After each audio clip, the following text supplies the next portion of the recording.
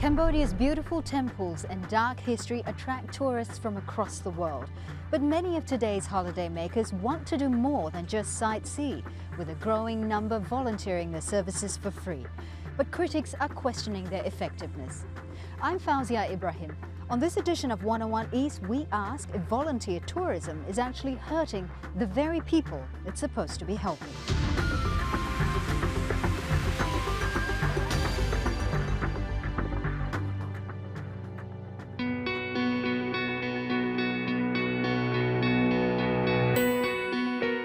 I love volunteering because helping people makes me feel grateful for what I have. I want to share my knowledge with Cambodia because by coming here we can make a difference. I love volunteering because it gives me a sense of fulfillment. You get to meet so many beautiful people and it's rewarding. It's given me a new lease on life. I love volunteering because I want to make a difference. Best thing, the kids and the people you work with.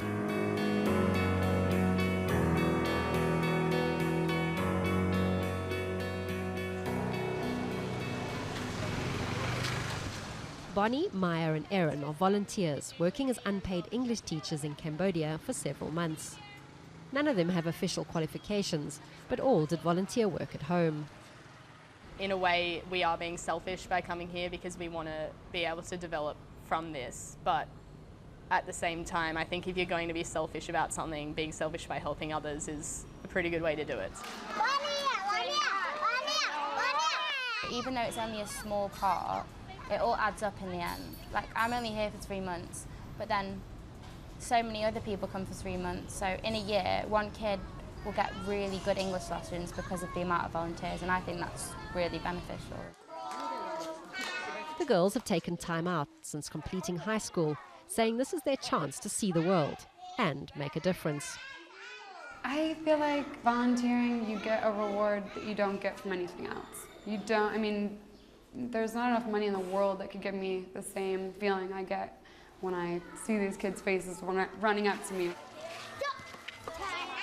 Today, volunteer tourism is a booming industry, with more and more people wanting to combine holidays with giving back to the communities they visit. We work 5 days a week here, but then on weekends we go out and travel around Cambodia. While volunteering is our priority here and it's our prime aim to do, you also choose a place that you want to see. We eat street food, we sit with the locals at Drink Mon at night, we take motos and tuk-tuks to work, so it's kind of like that. So I wouldn't consider myself a tourist, even though I know I am. I'd just say I was a volunteer. Our experiences may not be day-to-day as exciting as a tourist because we don't go out and look at all the attractions, but at the same time it's more just a homegrown, just local experience. But not everyone agrees that volunteer tourists have a positive impact. We appreciate that they're doing this for the best of motives, but they're not really helping to resolve the situation. They are actually, by providing support to institutions that should not exist, they are exacerbating the situation. Richard Bridle from UNICEF says the number of orphans in Cambodia is the lowest in decades, but the number of orphanages keeps increasing. Escaping lives of poverty and abuse, more than 80% of today's Cambodian orphans have at least one parent. We would actually like to see most of these institutions gradually closing down. They are not serving a function to care for children who've lost their parents.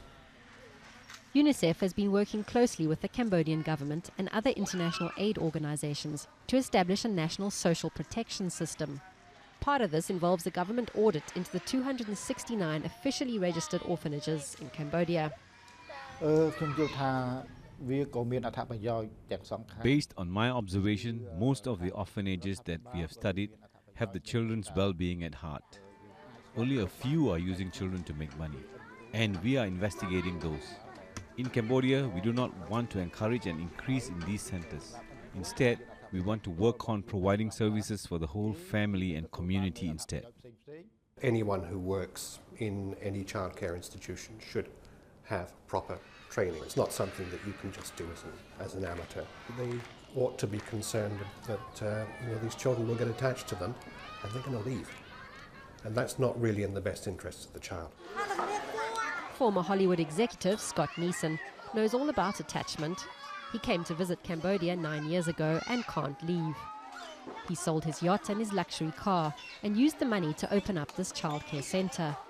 Scott says although he understands the desire of volunteers to help, unless they have specific skills they can pass on, such as medical training, he is unwilling to take them on. It doesn't work. We have to protect the children, both emotionally and physically. We have very strong child protection policies. We require police reports in advance and references. It's not worth the time of either the volunteer or CCF to go through that for a couple of days. I don't believe in the concept of come and hug a child and speak some English. We have no tolerance for that at all. And Scott says he's had some bad experiences with volunteers. One, they're not reliable. They may turn up the first day. If they don't like it, they won't turn up the second. And secondly, there's often a difference of opinion on what the attitude should be. We are running a very serious operation. What we do is important in our eyes. It's a serious priority.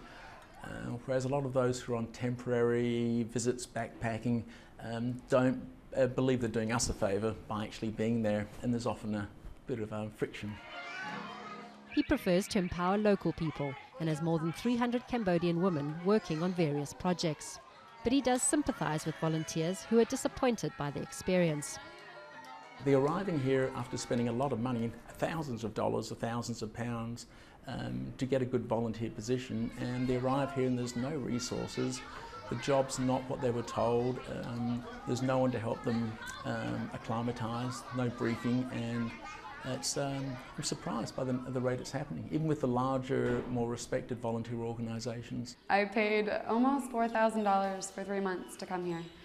Was it worth it? No. Because I don't know where that money went. Because when I look at our housing, when I look at the amount our staff is making, when I look at how much goes to the orphanage, it doesn't add up. Even with insurance and other things they claim it goes to, I just don't see it. And I would have much rather donated that money directly to the orphanage. You've really got to be careful. I mean, a lot of them, it's not just they're dodgy in terms of how they make their money. They'll bleed volunteers for money, saying they don't have enough food for the children, they don't have sufficient schooling, and a lot of it's just nonsense. And there are several organisations around here that take whatever's donated and sell it. But volunteer organisations like the Dutch group Pure say not all the money volunteers pay can go to the orphanages and schools they work with.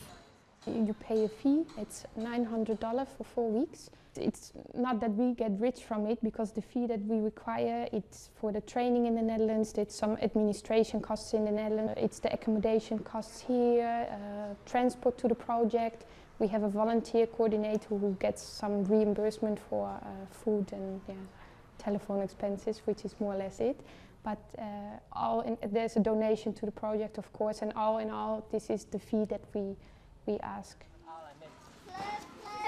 Some foreign tourists spend their time helping former monk Chiang Pala, who runs 8 schools outside Siem Reap. Over the past few years, organisations have sent him more than 60 volunteers.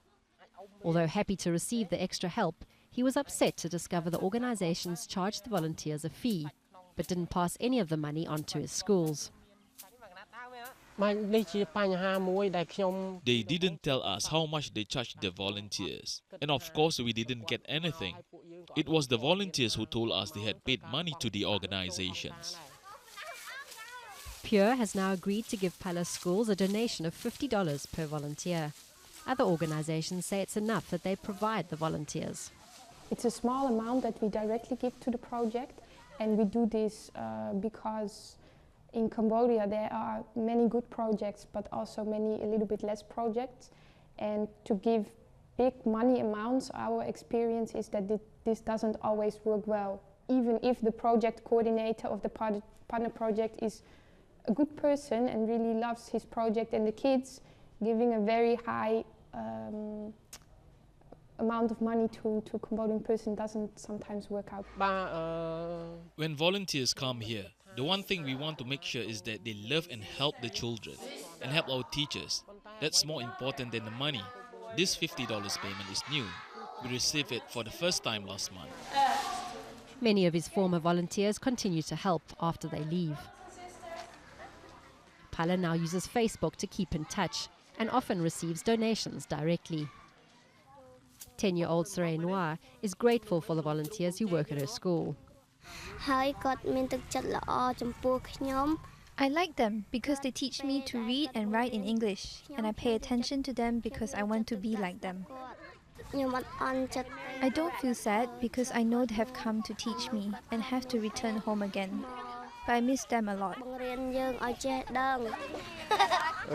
Our Child Welfare Ministry has a very big responsibility. We need to do all we can to ensure that the children of our country will be safe because they hold the future of Cambodia in their hands. But now it's time for this volunteer to say goodbye. I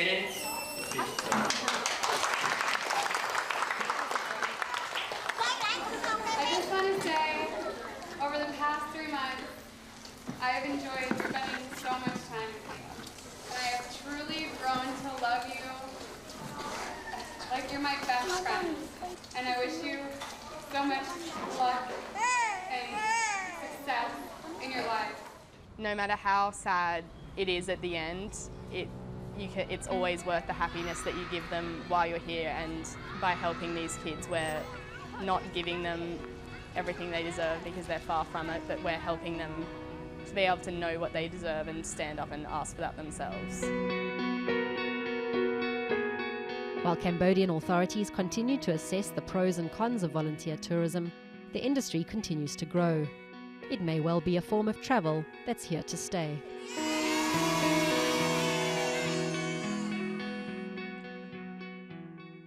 That report by Kathy Hearn. And for more on the issue of volunteer tourism in Cambodia, we've come to the historic Angkor Wat World Heritage Site in Siem Reap. We're joined on the panel by Geraldine Cox, one of the few foreigners to have Cambodian citizenship and has been involved with orphanages for more than 30 years. Sopol Sia is the director of an NGO called Bamboo Shoot, an organization that promotes education for poorer children. And Michael Horton is a chairman and founder of a volunteer tourism organization called Concert. So Paul, if I could just start with you, how important are these volunteer tourists who come to Cambodia, who give up their time and help the community here? Oh, it's quite important. The volunteer is good too because they really responsible. They really care because they understand the country really devastated by war. You know, like especially recent war, like during the 70s, especially in the Khmer Rouge region, they kill nearly all educated classes. So we also have a problem with human resources. So volunteers important, even short term or long term, still good. Michael, would you agree that this is what the volunteer tourists bring to Cambodia? Expertise? Cambodia is recovering from many problems, and the children of Cambodia are recovering from many problems, and so any help that is given should not add to those problems. And so volunteers who come for a long time and who are properly supervised and are working, you know, in programs where there are proper curriculum, where they're following on from the previous volunteer, where the regular Khmer staff are the main contact with that child and not the volunteer, so that the volunteer is acting as a classroom assistant and controlled by the regular Khmer staff so that we minimise problems of attachment and emotional problems from children when those volunteers leave. Those are some of the things that should be in place. Geraldine, is this the case here in Cambodia when it comes to volunteer tourism? I find those short-term volunteers for my particular program disruptive and not really at all valuable. I've got some real horror stories of volunteers that have come for those short periods of time, backpackers who have smoked marijuana on the site. I've had volunteers with special dietary requirements where they want vegan and vegetarian food, and I'm saying, sorry, there's the rice pot and there's the soup pot, there's no vegan pot. So some of them come, you know, wanting hot water and special food.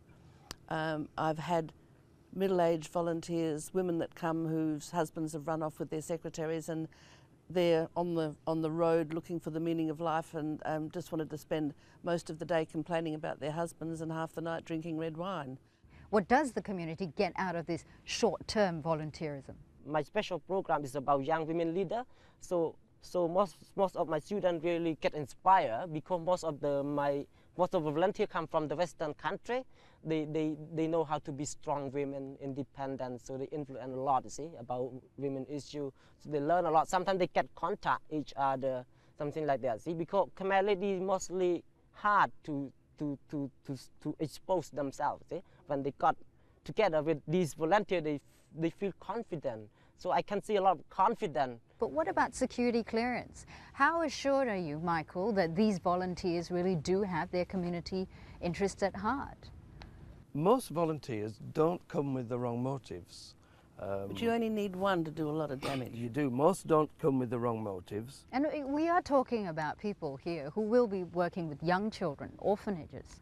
There are real benefits from some volunteers. And for example, if you are a teacher, a professional teacher, people come and want to teach the children.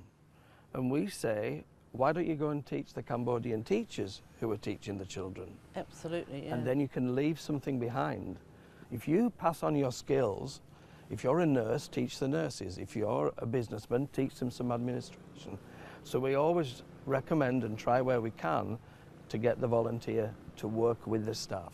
Geraldine. Also, in the beginning, when I was accepting almost any volunteer that walked on the place, many volunteers would come with their own English program. And then 1 month I'd have someone learning from this book, and then another month somebody would come from another book, and I had the kids being taught English by people with an Indian accent or a Filipino accent and a Scottish accent and a Swedish accent. So my kids were growing up with almost unintelligible English because of the different accents of all the teachers that were coming in.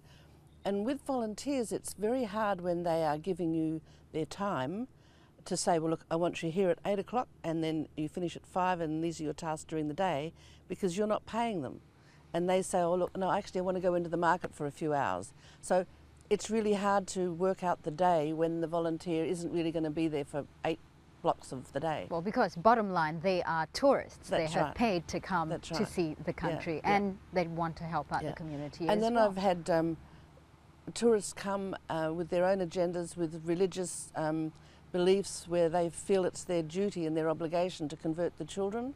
And I think that's criminal in a country like this, where Buddhism is their culture. If the children want to investigate Christianity when they're adults, that's fine, but I really don't think it's the right thing for Christians to come in and feel it's their right to convert people in this country, and that's something a lot of volunteers here do. So, Paul, people say that volunteer tourism is like a human safari. You have rich Westerners who come here to Cambodia, perhaps to see what poverty is like, and perhaps even to pity Cambodians. How do you feel about this as a Cambodian? Actually, it's true anyway, because we are really a third world country. We have rich culture and history. This is our pride, see, national. We're so proud about this. But this is also a good point that why tourists come here, because of Angkor Wat behind, you see, because of the culture. And then when they see the people, they really, of course, horrible, because we experience civil war, especially. And the young especially, they mostly suffer because the family background mostly also troubles, even the war and everything. So when tourism come, of course, they admire our cultures, and of course, the best is they love the people, because they see that the Khmer people are really friendly, and they love the children too, because everyone, especially from the poor background, they really determined for education. That's why this is really inspire those young from the West. They really like, they really like, because you are so struggling, you're starving, but you're still struggling for education. This is really inspired them, because they live in the Western world, so they feel they're very comfortable, you see. Geraldine, is there an element of the human safari when it comes to volunteer tourism? Yes, I think people coming here seek to be moved. I've had 2 or 3 occasions where volunteers have come and they haven't lasted the day because they're so moved by the children's stories, they're crying in front of the children, and that's not good for the children, and I've had to say, I'm sorry, you know, you can't stay. We also have had volunteers who come with very strong ideas and they say, oh, well, look, we don't think you should run it like this, we think it should be run like that, and this is what you should be doing here and there. And they don't take direction, they want to change what you've already got in place. And I do know of many organisations that get great value out of the volunteer program, but unless you've got the resources to manage them and supervise them, it's very difficult to control. And again, my priority is the safety, welfare of the children, not to give the volunteers a nice experience. And that's a point, Michael, that you've repeated several times here, where these volunteers need to be guided. There needs to be a proper organisation of their efforts. Is that happening here in Cambodia? Not entirely, no. There are 300 NGOs in Siem Reap province, and if you have 300 of anything gathered together, you're going to have a range of quality, and there's a range of quality. And managing volunteers when they get here falls on the shoulders of people like Geraldine and her staff and people like Sopal and his staff. And volunteers really do assume many things, that what they're doing is going to be useful and that they're going to be managed in a proper way, and they look to the local people on the ground to manage them well. Volunteers can be really, really useful. It's all down to the management of them. Geraldine, what do you think needs to be done to improve the management of these volunteers? Well, I think each organisation that accepts volunteers needs to have firmly in place proper police checks of everybody, whether they're coming for 3 days or 3 months. I think there needs to be the local resources to show them around, to manage them and to supervise them, and not to let them go off and do their own programs. So, Paul, what do you think can be done to actually improve volunteer tourism so that Cambodians can benefit from this? At least you have to give them a brief orientation about the place, about what you have to do, what you could not do, you see? Something like that. Then people will be aware in advance, you see? Michael, there have been reports that volunteers who come to Cambodia, who have paid organisations to try and help and give back to the community, but they've been ripped off. Have you heard of those sort of cases? Yes, absolutely. And it's paying a volunteer organisation is like buying any other service.